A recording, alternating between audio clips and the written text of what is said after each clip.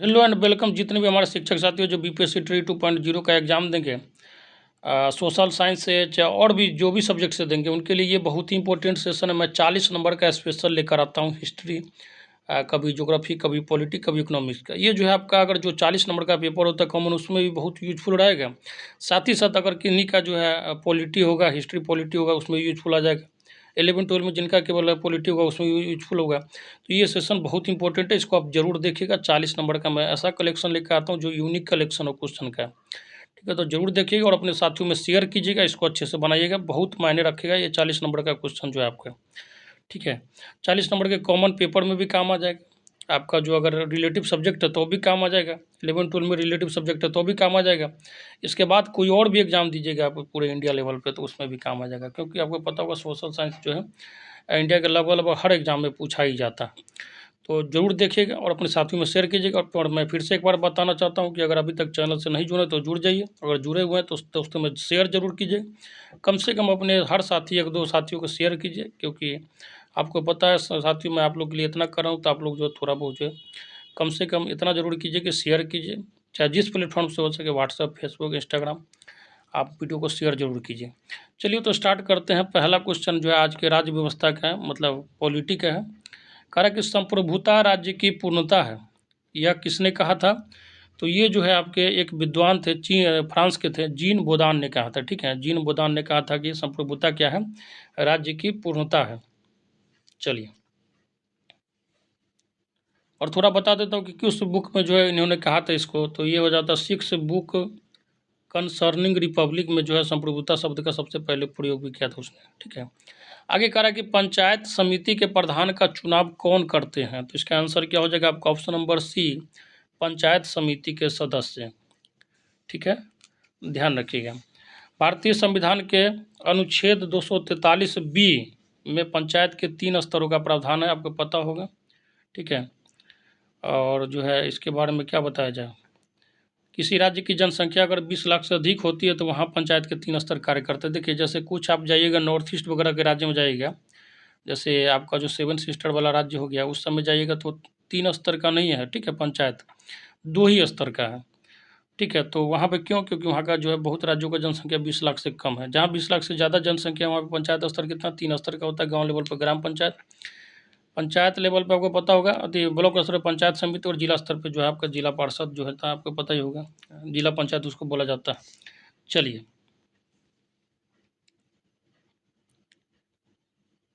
Next question कह रहा है कि निम्न में से किसका संबंध जो है केंद्र राज्य संबंधों से है? और ये बहुत पूछा जाता है, इस बात को ध्यान रखिएगा। तो इसका आंसर क्या हो जाएगा बताइए? तो ये हो जाएगा आपका ऑप्शन नंबर बी, राज्य मन्नार समिति रिपोर्ट का संबंध जो है केंद्र राज्य संबंधों से है। नेक्स्ट क्वेश्चन कह रहा है कि संघीय सरकार का जो सबसे महत्वपूर्ण लक्षण क्या है? तो इसका आंसर क्या हो जाएगा आपका? ऑप्शन नंबर सी, संघ एवं राज्य सरकारों के बीच शक्तियों का विभाजन। नेक्स्ट क्वेश्चन कह रहा है कि कल्याणकारी राज्य मूलतः संश्लेषण है, और ये बहुत पूछा जाता है, ध्यान रखिएगा।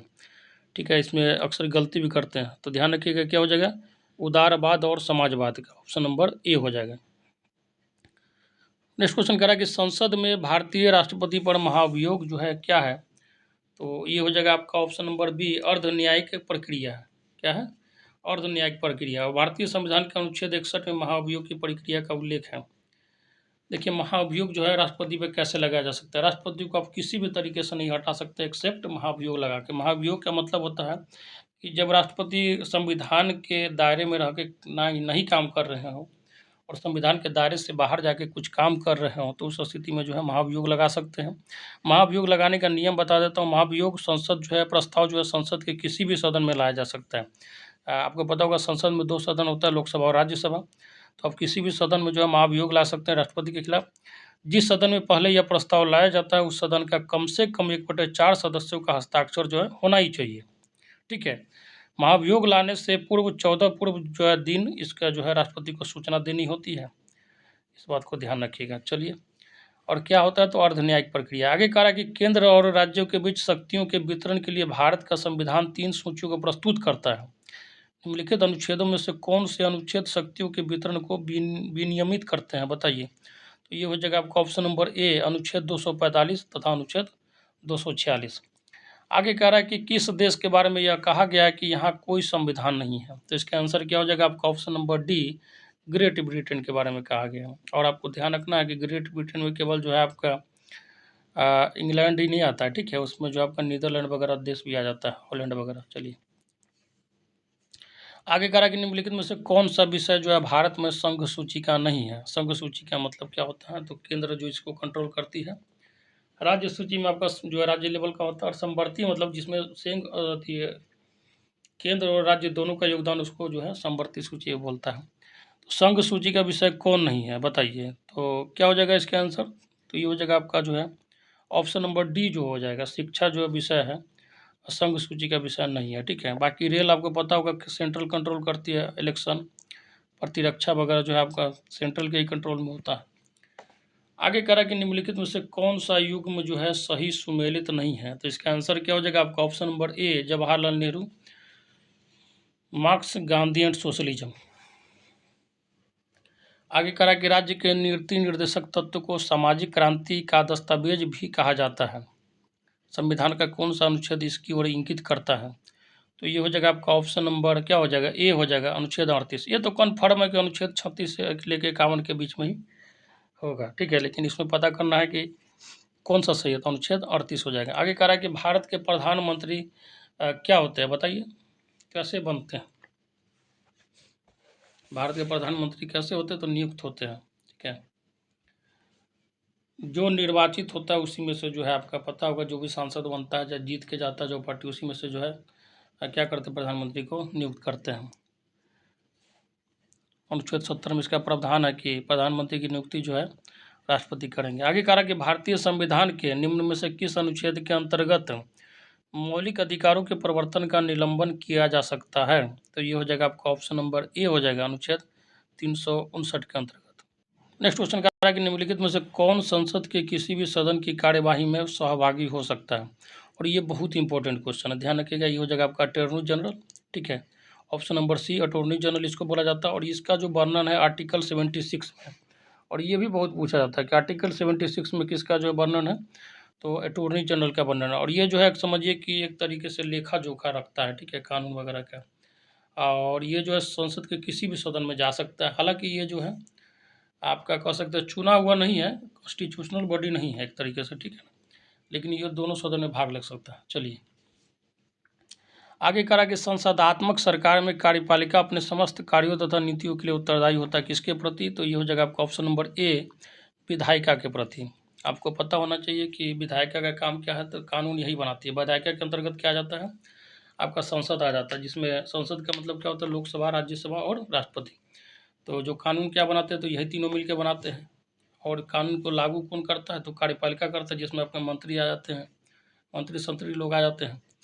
और बाकी जो आपको न्यायपालिका क्या होता है, जो कानून लागू कर देती है कार्यपालिका, तो उसका समीक्षा करता है कि ये जो है कॉन्स्टिट्यूशन के अंतर्गत कानून लागू हुआ है कि कॉन्स्टिट्यूशन के अगेंस्ट है। आगे करा कि भारतीय संविधान की प्रस्तावना को कितनी बार जो है संशोधित किया गया है, तो इसका आंसर क्या हो जाएगा आपका ऑप्शन नंबर ए हो जाएगा, एक बार संशोधित किया गया 1976 में, ठीक है। इस संशोधन द्वारा प्रस्तावना में समाजवाद, धर्मनिरपेक्ष और अखंडता शब्द को जोड़ा गया है, ठीक है। इस बात को ध्यान रखिएगा, ये बहुत पूछा जाता है, ठीक है ना। इस बात को ध्यान रखिएगा कि जो प्रस्तावना है, प्रियम्बल है भारतीय संविधान का, उसको एक बार संशोधित किया गया 1976 में। उसके अंतर्गत जो है आपको समाजवाद, धर्मनिरपेक्षता और अखंडता शब्द को जोड़ा गया है। आगे करा कि निम्नलिखित में से कौन सा अधिकार जो है केवल राज्यसभा को प्राप्त है, तो इसका आंसर क्या हो जाएगा आपका ऑप्शन नंबर सी, नई अखिल भारतीय सेवाओं को निर्मित करने की जो है संस्तुति करना। नेक्स्ट क्वेश्चन कह रहा है कि राज्य जो है संघों का संघ है, कौन सी राजनीतिक विचारधारा इस वक्तव्य का समर्थन करती है, तो इसका आंसर क्या हो जाएगा आपका, तो ये हो जाएगा आपका ऑप्शन नंबर ए हो जाएगा, बहुलवाद। नेक्स्ट क्वेश्चन कह रहा है कि निम्नलिखित में से कौन सा युग्म जो है सही सुमेलित नहीं है, तो इसका आंसर क्या हो जाएगा आपका option number D, Jawaharlal Nehru wheel of history, ठीक है। जवाहरलाल नेहरू जो है व्हील ऑफ हिस्ट्री सही नहीं है, सुमेलित। आगे जो है आपका जो भी ऑप्शन दिया गया सारे सही है, ठीक है। आगे नेक्स्ट क्वेश्चन करा कि निम्नलिखित में से कौन सा तत्व जो है संघीय व्यवस्था का नहीं है, तो इसका आंसर क्या हो जाएगा आपका ऑप्शन नंबर डी, प्रतिबद्ध नौकरशाही। नौकरशाही का मतलब ब्यूरोक्रेसी होता है, जैसे आप बीपीएससी जो चुन के जाते हैं, एसडीएम वगैरह जो बनते हैं, ठीक है, एसटीओ वगैरह जो बनते हैं वो क्या होते हैं, तो नौकरशाही हो गया, एक तरीके से ब्यूरोक्रेस्ट हो गया। आईएएस आईपीएस जो रहता है वो सब भी ब्यूरोक्रेसी के अंतर्गत ही आता है। आगे कह रहा है कि डॉक्टर अम्बेडकर ने भारतीय संविधान के किस प्रावधान को संविधान की आत्मा कहा था? और मैं आपको इसको इससे पहले ही वर्णन किया था, तो क्या होगा, आर्टिकल 32, ठीक है, अनुच्छेद 32 को जो है भारतीय संविधान ने सॉरी डॉक्टर अम्बेडकर ने संविधान का आत्मा कहा था, हार्ट एंड सोल्ड कहा था, ठीक है, हार्ट एंड सोल किसको कहा था? तो अनुच्छेद 32 को। ऑप्शन नंबर डी हो जाएगा। इसमें 5 प्रकार के रीट का भी वर्णन है। आगे कह रहा है कि निम्नलिखित में से संविधान के द्वारा क्या सुनिश्चित किया जा सकता है? तो ये हो जाएगा आपका ऑप्शन नंबर डी। उपरोक्त सभी जो है सुनिश्चित किया जा सकता है, जैसे कार्यपालिका की शक्तियाँ, शासक एवं शासित के बीच संबंध, सरकार की विभिन्न संस्थाओं के बीच संबंध, उनकी संरचना व संगठन। नेक्स्ट क्वेश्चन कह रहा है कि भारतीय संविधान की 8वीं अनुसूची में कितनी भाषाओं का उल्लेख है? देखिए, उल्लेख जो अभी तक है टोटल, अगर ये पूछना चाहिए कि करंट में की आती है सबसे पहले, तो अभी करंट में टोटल 22 भाषा का उल्लेख है। सबसे पहले जब संविधान बना तो उस समय कुल मिला के 14 भाषा था। कितना था? 14 भाषा था। फिर इसके बाद क्या हुआ, 21वां संशोधन हुआ, उसमें आपका सिंधी जुटा था। क्या जुटा था? तो सिंधी जुटा था। फिर 71वां हुआ, इसमें जो आपका 3 भाषा जुट गया। क्या? तो ध्यान रखिएगा, नमक ट्रिक है इसका, नेपाली, मणिपुरी और कोंकणी। फिर आपका जो है लास्ट जो संशोधन हुआ था, 92वां संशोधन 2003 में जो हुआ था, उसमें जो है आपका बोडो, ठीक है, संथाली, डोंगरी और मैथिली जो है भाषा जुड़ा था, ठीक है, इसमें ध्यान रखिएगा। बाकी एक भाषा जो है बिहार का मैथिली एकमात्र जो है संवैधानिक भाषा है। तो कुल कितना हो गया? कुल जो है 22 भाषा अभी जो है वर्तमान में संविधान में वर्णित है। आगे कह रहा है कि भारतीय संविधान में मौलिक कर्तव्य का उल्लेख जो है किस अनुच्छेद में किया गया? मौलिक कर्तव्य, ध्यान रखिएगा, अधिकार और कर्तव्य में बहुत जमीन आसमान का अंतर होता है। तो ध्यान रखिएगा, क्या हो जाएगा? अनुच्छेद 51A, ठीक है, अनुच्छेद 51A। 51 तक जो है नीति निर्देशक तत्व है, लेकिन 51A में जो है आपका, ठीक है, 51A में जो है आपका वर्णन किसका है? तो मौलिक कर्तव्य का। चलिए नेक्स्ट क्वेश्चन कह रहा है कि निम्नलिखित नीति निर्देशक सिद्धांतों में से कौन सा एक जो है भारतीय संविधान से मूलतः नहीं है? तो इसका आंसर क्या हो जाएगा आपका? ऑप्शन नंबर ए, निःशुल्क कानूनी सहायता।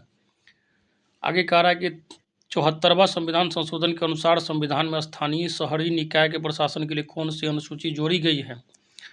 तो आपको पता होना चाहिए अनुसूची कौन सा हो जाएगा। तो अनुसूची हो जाएगा 12। देखिए, 74वां जो है आपका संविधान संशोधन, इसके और इसका अनुसूची 12 है, ठीक है। इसके अंतर्गत जो है आपका नगर निगम, नगर निकाय जो आता है उसका चुनाव होता है। बाकी 73वां जो हो गया संविधान संशोधन, जिसके अंतर्गत जो पंचायती राज आया था, उसका वर्णन कहाँ है? तो 11वीं अनुसूची में, ठीक है, ध्यान रखिए, भाग 9 में आ जाता है। आगे कह रहा है कि निम्नलिखित में से कौन सा एक जो है सुमेलित नहीं है? तो इसका आंसर क्या हो जाएगा आपका? ऑप्शन नंबर डी, संविधान का 84वां संशोधन जो है केंद्र राज्य संबंध से नहीं है। आगे कह रहा है कि भारतीय संसद का स्थायी सदन कौन सा है? तो क्या हो जाएगा? राज्यसभा हो जाएगा, ठीक है। राज्यसभा के बारे में थोड़ा बहुत बता देता हूँ। राज्यसभा जो है आपका उच्च सदन है। लोकसभा क्या है? तो निम्न सदन है। संसद का क्या है? 2 सदन होता है, एक लोकसभा, राज्यसभा। तो लोकसभा निम्न सदन होता है और राज्यसभा उच्च सदन होता है। लोकसभा जो है उसको विघटित किया जा सकता, भंग किया जा सकता है, राज्यसभा को भंग नहीं किया जा सकता। लोकसभा का कार्यकाल कितना होता है? तो 5 साल का होता है। राज्यसभा का कितना होता है? 6 साल का होता है। राज्यसभा के हर 2 साल पे 1/3 मेंबर जो है रिटायर होते हैं। साथ ही साथ आपको ध्यान क्या रखना है कि लोकसभा जो है इसका जो एक तरीके से अपना जो है चुन के आते हैं मेंबर, लेकिन राज्यसभा का जो है चुने हुए मेंबर जो है इसको चुनाव करते हैं। राज्यसभा का जो पद सभापति क्या होता है आपको पता होना चाहिए, राष्ट्रपति होता है। मोटा मोटी इतना चीज़ ध्यान रखिएगा तो जो है आपका काम चल ही जाएगा। आगे कह रहा है कि भारतीय संविधान के प्रस्तावना द्वारा अपने नागरिकों को कितने प्रकार की न्याय प्रणाली जो है प्रदान की गई है? तो इसका आंसर क्या हो जाएगा आपका? ऑप्शन नंबर बी, 3 प्रकार की, सामाजिक, आर्थिक और राजनीतिक जो है आपको न्याय प्रणाली जो है प्रदान की गई। आगे कह रहा है कि अंतर्राष्ट्रीय न्यायालय का मुख्यालय कहाँ स्थित है? घोट के रट जाइएगा, क्या कि बहुत पूछा जाता है, नीदरलैंड के हेग शहर में, ठीक है। ऑप्शन नंबर ए हो जाएगा। कुछ दिमाग नहीं लगाइएगा इस सब क्वेश्चन में, ठीक है। अंतर्राष्ट्रीय न्यायालय में 15 को जज होता है, इस बात को ध्यान रखिएगा, ये पूछा जाता है, ठीक है। इसका कार्यकाल कितना होता है? 9 साल का होता है। अंतर्राष्ट्रीय न्यायालय का मतलब होता है जैसे 2 देश आपस में लड़ लिया किसी भी, जैसे अब इजराइल और फिलिस्तीन का जो इशू रहता है तो हमेशा कहाँ है? इंटरनेशनल कोर्ट ऑफ जस्टिस में रहता है। जैसे भारत पाकिस्तान का इशू होगा कश्मीर लेवल पे तो कहाँ जाएगा? तो अंतर्राष्ट्रीय न्यायालय में जाएगा, ठीक है। आगे करा कि संघाई कोऑपरेशन ऑर्गेनाइजेशन की स्थापना कब हुई थी, तो इसका आंसर क्या हो जाएगा, बताइए। ऑप्शन नंबर ए हो जाएगा, 2001 में हुई थी। इसके बारे में थोड़ा बहुत बता देता हूँ। 2001 में जो है आपका संघाई कोऑपरेशन, इसको एससीओ बोला जाता है। आजकल ये बहुत ज़्यादा न्यूज में रहता है, इसको ध्यान रखिएगा।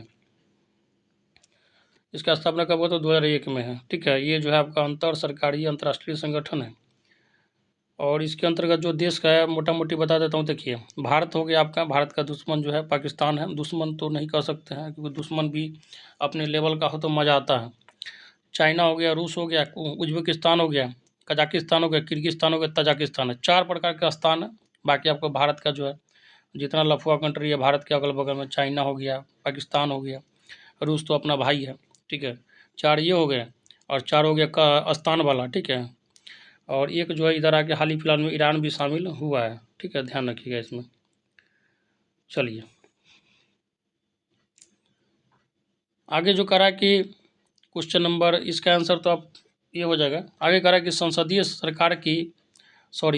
प्रकार की सरकार की एक प्रमुख विशेषता क्या होती है, तो ये हो जाएगा आपका ऑप्शन नंबर डी। संसद के प्रति मंत्रिपरिषद का जो है सामूहिक उत्तरदायित्व होता है।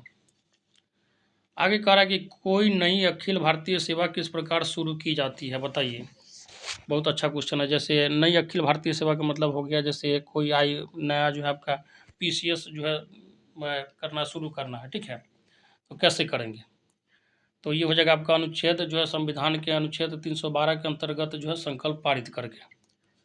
ठीक है, ध्यान रखिएगा। और ये जो होता है थोड़ा बहुत डिटेल में बता देता हूँ, ध्यान से सुनिएगा। राज्यसभा को यह अधिकार है, ठीक है, कि वह अनुच्छेद 312 के अंतर्गत 2/3 भाग के बहुमत से प्राप्त प्रस्ताव जो है पारित कर दे।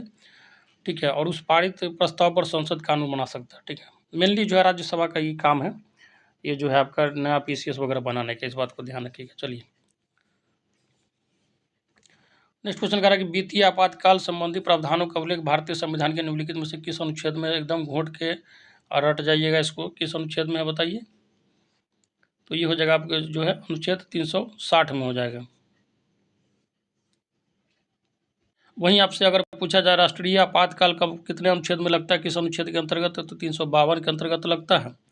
राज्यों में जो राष्ट्रपति शासन लगता है वो 356 के अंतर्गत लगता है। वहीं अगर आप पैसा संबंधी जो प्रॉब्लम आ जाए, भुखमरी वगैरह, मतलब एकदम ओरिजिनल क्राइसिस हो जाए, तो उस स्थिति में जो है राष्ट्रपति अनुच्छेद 360 के अंतर्गत जो है वित्तीय आपातकाल लगा देते हैं।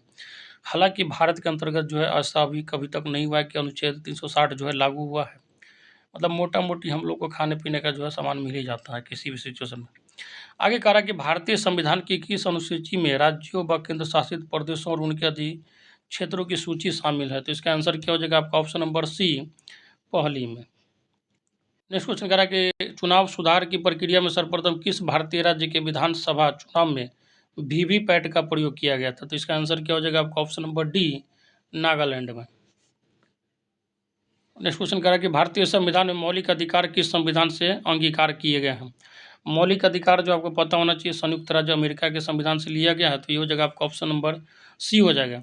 वहीं ब्रिटेन का जो है संविधान से संसदात्मक जितना भी बात होगा संसद वगैरह, तो वो लिया गया है।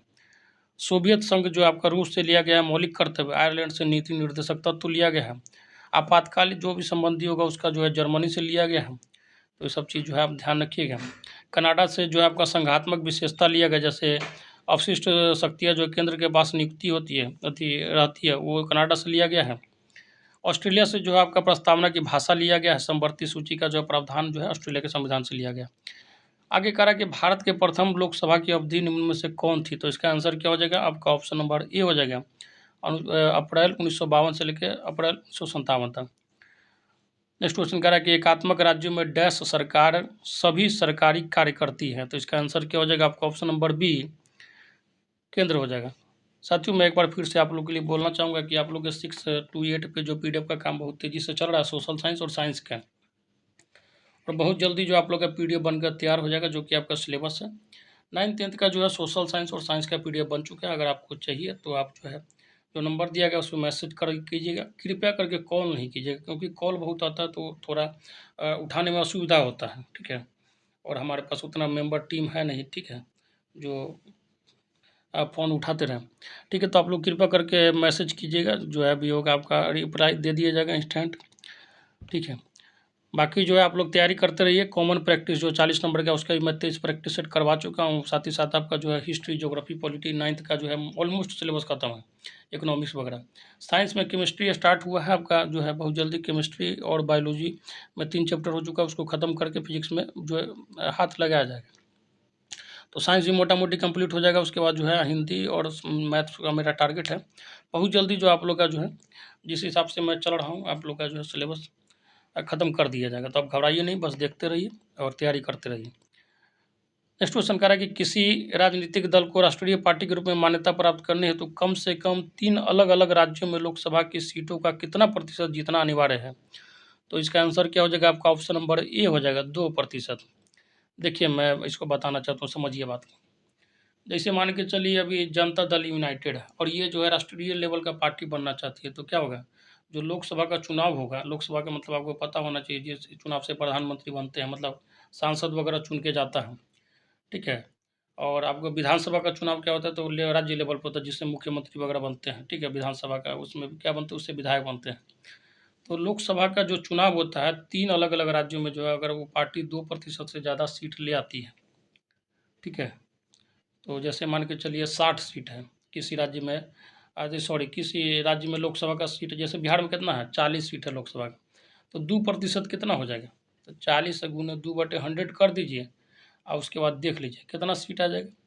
उतना सीट अगर ली आती है वो पार्टी, कोई भी पार्टी बिहार में, तो वो जो है, और उसी तरीके से जैसे आपका उत्तर प्रदेश में 80 है लोकसभा का सीट है, तो वहाँ का 2% निकाल लीजिए। तो इस तरीके से अगर 3 अलग अलग राज्यों में निकाल लेंगे तो वो जो है राष्ट्रीय पार्टी के रूप में मान्यता जो उसको मिल जाएगा, ठीक है। तो उम्मीद करता हूँ आपको ये समझ में आ गया होगा। और ये था आपका साथियों पॉलिटी का टेस्ट सीरीज नंबर 1 का जो है आपका पार्ट। हालांकि इससे पहले मैं हिस्ट्री, ज्योग्राफी का 40 क्वेश्चन का कराया, बहुत ही बेहतरीन क्वेश्चन, इसको जरूर कीजिए।